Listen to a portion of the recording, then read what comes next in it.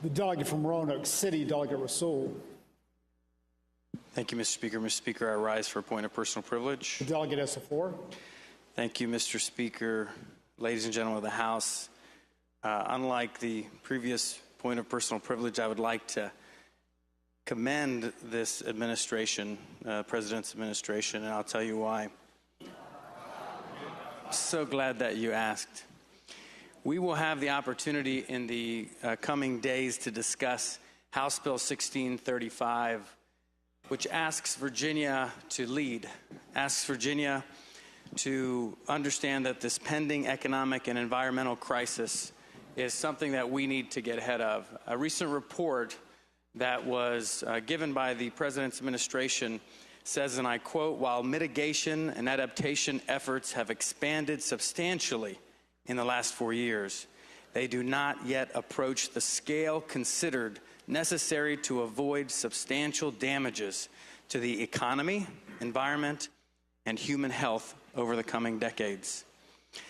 It can be tough to be bold, but Virginia believes in a very thoughtful process. Sometimes we call that the Virginia way.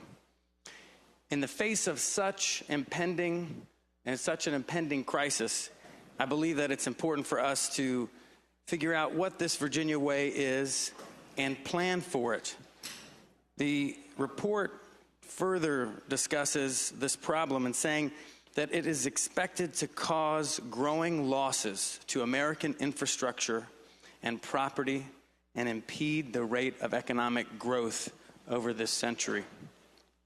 So, Mr. Speaker and ladies and gentlemen of the House, I know that this issue, how we approach the pending economic and environmental crisis, tends to be very polarizing.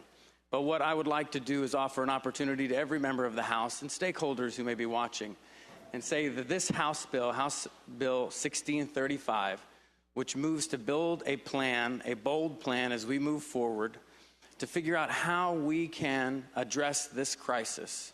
I encourage you to offer up suggestions.